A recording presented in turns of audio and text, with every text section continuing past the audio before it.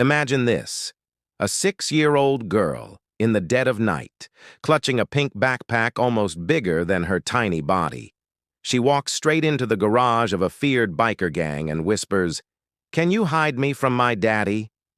The roar of engines fades. Tough men who have stared down rivals and run with danger fall silent. What could drive a child to trust the very people the world warns her about? And what was hidden in her little bag that made even hardened outlaws freeze in shock? This isn't just a story about bikers and a runaway child. It's about family, courage, and how the unlikeliest hearts can become the safest home. Before we dive deeper into Emma's unforgettable journey, make sure to hit that like button, subscribe, and share this video with someone who loves stories that stir the heart. Your support helps us keep uncovering moments of courage, resilience, and unexpected love that might just change the way you see the world. The garage smelled of oil and smoke. It was 2 in the morning and 12 men sat scattered among tools, chrome parts, and half-drained bottles. Their leather jackets bore the skull and flame insignia of the Devil's Outcasts, a motorcycle club known for being feared, not friendly. These were men used to roaring engines, bar fights, and the kind of silence that comes only after chaos. But on that night, silence came for a different reason. Through the faint hum of a cooling motor, a small voice cut through the air like a razor. "Can you hide me from my daddy?" The men turned as one, and there she was, barely 6 years old, her hair tangled, her eyes wide, and her tiny arms wrapped around a pink backpack that nearly dwarfed her. She shouldn't have been there. A child in a biker garage at 2 a.m.? It was unthinkable. Razor, the club's president, rose from his chair. His face was a roadmap of scars, his body a monument to battles won and lost. He had seen men die, friends betray, and enemies beg. But this was different. He crouched to her level. "What's your name, sweetheart?" Her lips trembled, but she didn't look away. Emma Rodriguez." The name meant nothing to them yet, but the weight in her voice, that meant everything.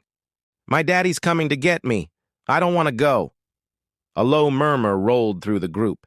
Chains, the enforcer, towering, tattooed, the kind of man you crossed the street to avoid, asked softly, "Where's your mommy, kiddo?" Emma's eyes filled, her voice breaking. Mommy's sleeping in heaven with the angels. Daddy said so. But I think Daddy made her go to sleep. She had red stuff on her head before she went to heaven. Silence again, a heavier kind. These men had lived lives steeped in violence, and they knew exactly what red stuff on her head meant. Razor felt his throat tighten. He tried to keep his voice calm. "Emma, how did you get here?" The little girl lifted her chin, clutching her backpack tighter. "I followed the highway's broken white line all night. Mommy showed me once when we drove by. She told me if anything really bad happened, I should find the scary-looking people who fight monsters." Scary-looking people. That was them. She tugged open her backpack with trembling fingers. "I brought snacks and Mommy's phone." And her voice faltered as she reached deeper. Something else. The room tensed. When she pulled it out, the sight made even the hardest biker pale. A kitchen knife, its blade still crusted with dried blood. "Daddy was hurting Mommy with this," she whispered. "So I took it. Mommy said if anything bad happened, I should take evidence." Is this evidence? 12 hardened men shifted uncomfortably. They'd seen evidence before, evidence that put friends in prison, but never from hands this small. And she wasn't done. From the backpack came a small digital camera. Then a tiny flash drive on a Hello Kitty keychain. "Mommy taught me to take pictures when Daddy got mean. She said the police wouldn't believe us unless we had proof. Lots and lots of proof." Emma tapped the camera with her tiny fingers, fumbling at the buttons. "This little computer thing is important. Mommy said if something happened to her, I had to give it to the police." Razor gently took the camera. One click, and the first photo appeared, a woman with a swollen black eye. Another click, bruises, raw and purple, across arms. Another, worse. By the 5th, some of the men had looked away. By the 10th, Razor stopped counting. There were 4 to 7 photos, 4 to 7 pieces of proof of a life lived in fear. Razor closed the camera, his jaw tight. "Where's your daddy now, Emma?" She shivered. He went to meet his work friends, the ones with fast cars and guns. He said when he comes back, "We're going on a long trip where nobody can find us." "But I don't want to go. He scares me."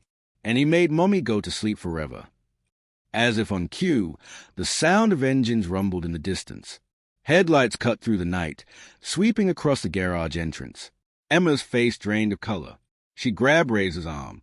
"That's Daddy's friends," she whispered, terror gripping every syllable. "Please, don't let them take me." The men rose. Instinctively, a wall of leather and muscle between Emma and the outside world. They weren't saints. They weren't heroes. But in that moment, they knew one thing. The monsters had come knocking. And for the first time in her life, Emma had found people willing to fight them.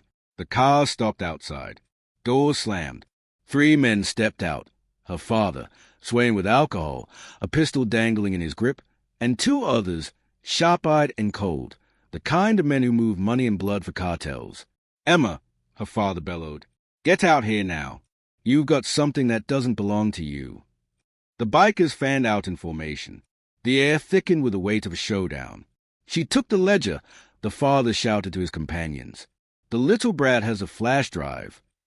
Emma clutched her backpack tighter, her breath shallow. That tiny flash drive, so small, so ordinary, suddenly explained everything. The cartel men raised their weapons. "We don't leave witnesses." Emma whimpered, hiding behind Razor's leg. But then she did something that stunned every man there. She stepped out, all 4 feet of her, chin up, eyes blazing, staring at her father. "You hurt Mommy," she said, her voice shaking but growing steadier. "You made her go to sleep forever. Now the police are going to know about all the bad things you do." Her father's face twisted with rage. "You cost us everything. I should have gotten rid of you the same night as your mother." But he never finished. The next 90 seconds would change everything. For Emma, for the bikers, and for the men who had thought they could silence a little girl forever.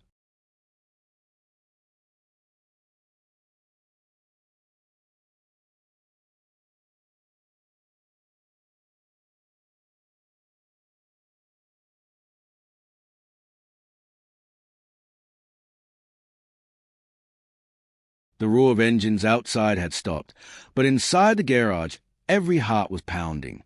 12 bikers, leather creaking as they shifted, stared down the men at the entrance. Emma stood between giants, her little fists clenched around her pink backpack. Her father's voice broke the silence again, ugly and sharp. "Give me that flash drive, Emma, or we're all dead." The cartel men didn't waste time. One lifted his weapon, his finger twitching on the trigger. The second scanned the room like a predator, calculating angles and exits. These weren't drunk hotheads. They were professionals, men who'd lived their lives ending others. But so were the outcasts. Razor didn't blink. His voice dropped to a growl. "You're not taking her. Not tonight. Not ever." The child's father sneered. "You think you can protect her? You're nothing but washed-up criminals. That drive is everything. Names, accounts, transfers. If the feds see it, we're finished. She dies tonight, or we all do." Emma's lip trembled, but she didn't step back. Her voice, though small, cut like a blade. "You already made Mommy go to sleep forever. I won't let you hurt me too." For one fragile second, the garage was still. Then, chaos. The cartel man fired first. A gunshot cracked the night, shattering glass. The bikers moved like a storm. Chains lunged, knocking Emma flat to the ground, his massive body shielding Hayes. Snake dove sideways, yanking a pistol from the waistband of his jeans. Tank flipped a workbench for cover. 90 seconds. That's all it took. 12 men against 3, but these weren't barroom brawls. This was survival. Razor slammed one gunman against a concrete wall, disarming him with a move too quick for a man his size. Snake shot echoed, clean and sharp, knocking the second man's weapon spinning across the floor. Chains roared, his fists like sledgehammers, bringing Emma's father crashing down. When the dust settled, the three intruders lay zip-tied and groaning on the oil-stained floor. Emma stood slowly, clutching her backpack, her eyes wide. She walked straight past the bikers, past the guns, the blood, the broken glass, and picked up the pistol her father had dropped. Carefully, with both hands, she held it out to Razor. "This goes to the police, too," she whispered, her voice steady. "More evidence." No one moved for a moment. Even the toughest outcast swallowed hard. There was steel in that tiny voice, the kind that comes only from a child who has already lost too much. "Is it over?" she asked, her eyes searching Razor's scarred face. "Are the bad men going to jail forever and ever?" Razor looked at the bloody knife, the digital camera, the flash drive, and now the gun. 4 to 7 photos. A murder weapon. A ledger that could bring down a cartel. And 12 bikers as witnesses to attempted abduction. "Yeah, sweetheart," he said at last. "It's over." But of course, it wasn't. Within 20 minutes, the distant wail of sirens cut through the night. Red and blue lights washed over the garage walls. The police poured in, weapons drawn, stunned to find 3 cartel men bound on the ground, and a biker gang calmly standing guard over a little girl. Emma never let go of Razor's hand as officers led her to safety. She told her story, piece by piece, about Mommy, about the photos, about the flash drive. Every word she spoke hardened the case against her father. By dawn, he was charged with first-degree murder, child endangerment, attempted kidnapping, and conspiracy with a criminal organization. The bikers thought that was the end. They had saved a child, put monsters in chains, and handed over evidence that would cripple a cartel. But the real storm was just beginning, because when the police car drove away with Emma in the back seat, one question hung heavy in the air. Where would she go now? She had no mother, no safe home. And the one thing she did have, her pink backpack, was filled with proof of a nightmare, not comfort. The outcast stood in silence as the taillights disappeared down the road. Snake spat on the ground, fists clenched. "We're not just letting her vanish into the system. No way." Chains, still breathing hard from the fight, shook his head. "The state's not gonna hand her to us, brother. We're criminals in their eyes. Monsters." Razor lit a cigarette, his scarred hand trembling just slightly. He looked at the empty road where Emma had gone. "Then the state's got a problem," he said quietly, "because she chose us, and we're not giving her up." The men exchanged looks. For years, they had fought for turf, for pride, for vengeance. But this was different. This wasn't about a patch on their backs or a reputation in the streets. This was about a little girl who had walked into their garage and asked them to be the monsters who fight other monsters. And whether the world liked it or not, she was family now. The morning after the raid, the clubhouse felt different. The outcasts had seen plenty of bloody nights, but none of them had ever ended with a child curled up on their worn leather couch, clutching a pink backpack like a lifeline. Emma didn't want to go with the social worker that first day. Margaret Stevens was her name. Stern, efficient, the kind of woman who carried clipboards like armor. She tried gentle words, but Emma clung tighter to Razor's hand. "I don't want to go," Emma whispered. "I feel safe here." Margaret sighed. "Emma, these men, well, they're not exactly the role models the state usually approves." Razor's jaw tightened. He wasn't used to being judged to his face, but he also wasn't used to a 6-year-old choosing him over anyone else. "She's staying here," he said, his voice flat. Margaret shook her head. "Not legally, she isn't. But until we figure out placement, maybe a few days. Supervised." And so it began. Those first few days were awkward. 12 hardened bikers circling around a 6-year-old, none of them sure what kids ate for breakfast besides maybe pancakes at a diner. Chain tried frying bacon, but he burned half of it black. Snake brought Emma a soda with her eggs, thinking it was a treat. Tank suggested pizza for lunch, and again for dinner. Emma giggled at their confusion. "You guys don't know anything about kids, do you?" "Nope," Snake admitted. "But we're fast learners." Still, it wasn't all giggles. On the 4th day, Snake found Emma sitting alone in the garage, her knees pulled to her chest, silent tears streaking down her cheeks. "What's wrong, little warrior?" he asked gently, kneeling beside her. "I miss Mommy," she whispered. And I'm scared the bad dreams are going to come back. Snake swallowed hard. He was a fighter, not a fixer. But something stirred in his memory, his grandmother's voice, soft and steady. You know what my granny used to tell me? When you miss someone in heaven, you've got to talk to them out loud, so they can hear you from up there. Emma blinked. Really? Really? Best place to do it is somewhere you feel safe. Like here, with all your uncles around. Emma hesitated, then wiped her cheeks and whispered, Hi, Mommy. I'm okay now. The scary men took care of the bad man. They're teaching me how to be brave, just like you. Snake's voice caught in his throat. Around them, the other outcasts had gone quiet. Tough men, scarred men, men who had spent their lives intimidating others, now standing with tears in their eyes as a little girl talked to her mother in heaven.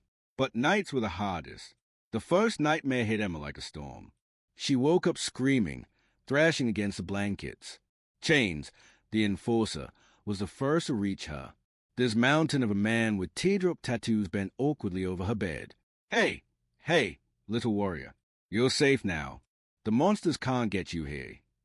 Emma sobbed, clinging to his arm. But what if they come back? Chains looked helpless for a moment. Then he rumbled softly, Here's the thing about monsters. They're real scared of bigger monsters. And sweetheart, we're the biggest monsters in this whole state. They ain't ever coming near you again. Emma sniffled, peering up at him. Promise? I promise. And you know what? If you get scared again, you just call for Uncle Chains. Even if I'm sleeping. Even if I'm fixing my bike. I'll come running. That's what family does. That word hung in the air. Family. None of the outcasts had really used it before. They were brothers in arms. Sure, but family? That was something Emma gave them. 2 weeks in, a fever struck.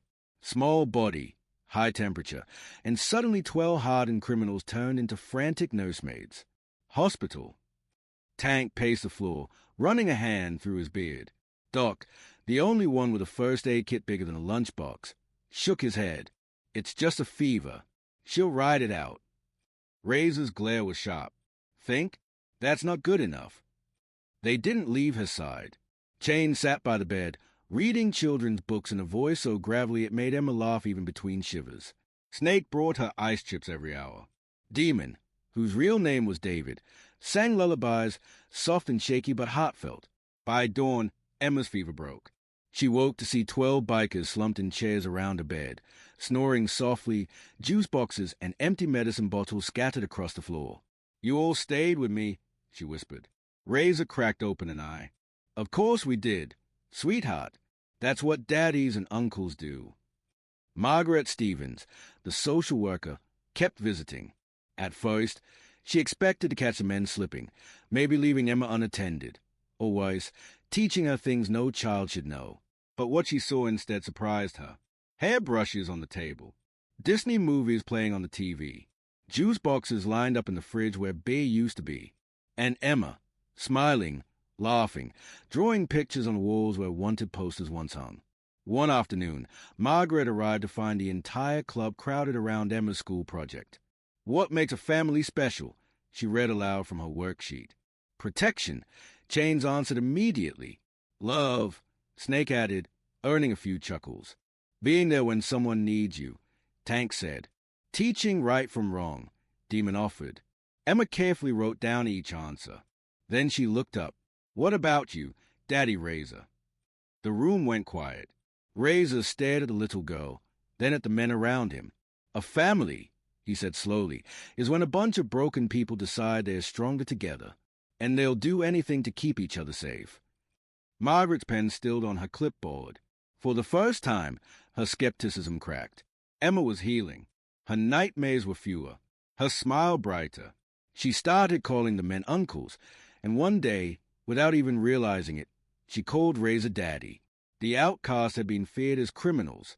Now, they were being transformed, not by violence, but by bedtime stories, braiding hair, and pink backpacks left on the couch. They were learning what family meant. And for the first time in years, maybe ever, they wanted to keep it. 3 months had passed since the night Emma walked into the Devil's Outcast garage.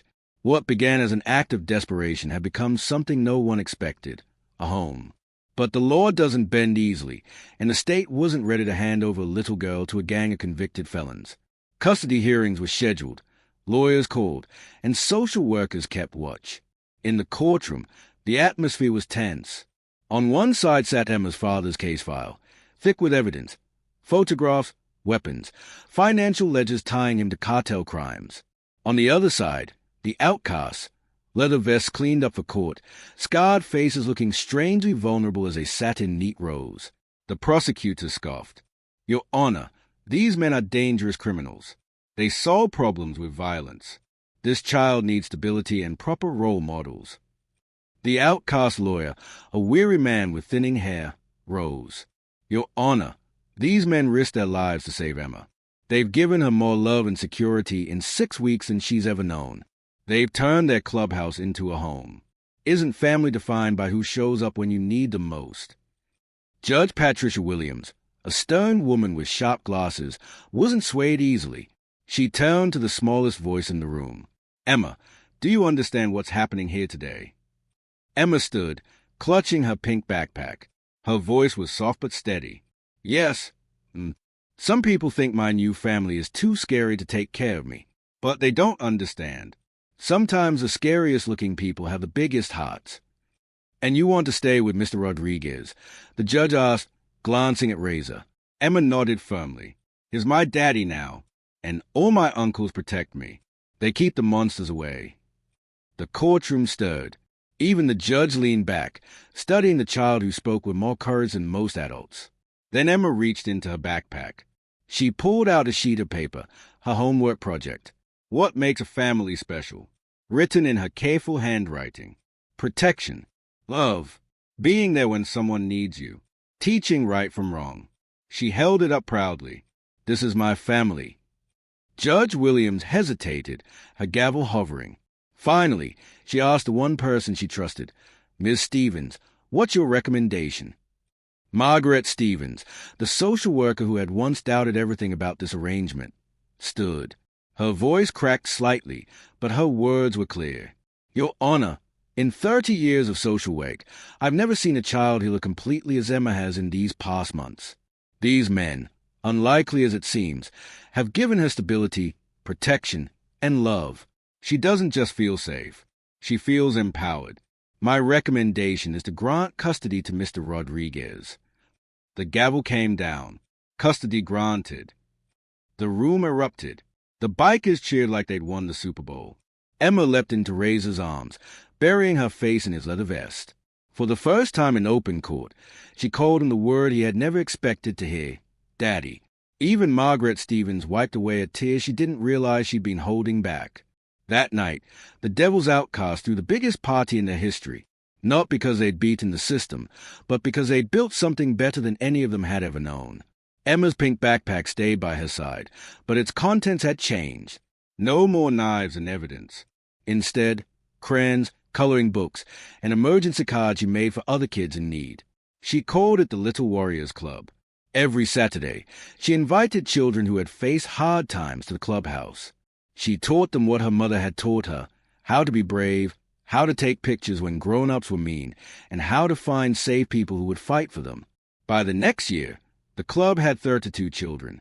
The bikers found themselves running background checks on bad fathers, teaching self-defense classes, and even helping local police with domestic violence cases where the system had failed. They became something no one expected, protectors, not of territory or money, but of children. Emma still carried her pink backpack everywhere, a symbol of the night she found a family. She still dreamed of becoming a police officer when she grew up. And every year, on the anniversary of that night, the outcasts held a celebration, not of themselves, but of the little girl who had walked into their garage and changed them forever. Because Emma taught them that family isn't about blood or clean records or reputations. It's about love. It's about protection. It's about choosing to be stronger together. And in that royal moment in court, when the gavel fell and Emma finally had the family she deserved, every man in that courtroom, outlaw or not, learned that even the most broken people can become the gentlest fathers. Emma's story reminds us of something powerful. Heroes don't always look the way we expect. Sometimes they ride Harleys. Sometimes they wear scars. And sometimes the bravest voice in the room comes from a 6-year-old girl with a pink backpack. From the moment Emma whispered, "Can you hide me from my daddy?" her journey was about more than survival. It was about transformation. Hers and the bikers. They discover that family can be found in the unlikeliest places, and that protecting the innocent can heal even the hardest of hearts. Today, the devil's outcasts are no longer just feared bikers. They are guardians, mentors, and fathers. And Emma? She's not just a survivor. She's a leader, a little warrior who turned her pain into hope for countless others. If this story touched you the way it touched us, don't forget to hit like, click subscribe, and share it with someone who believes in the power of redemption and the strength of family. Because at the end of the day, the most important battles we fight aren't with fists or guns, but with love, courage, and the unshakable promise to never let the monsters win.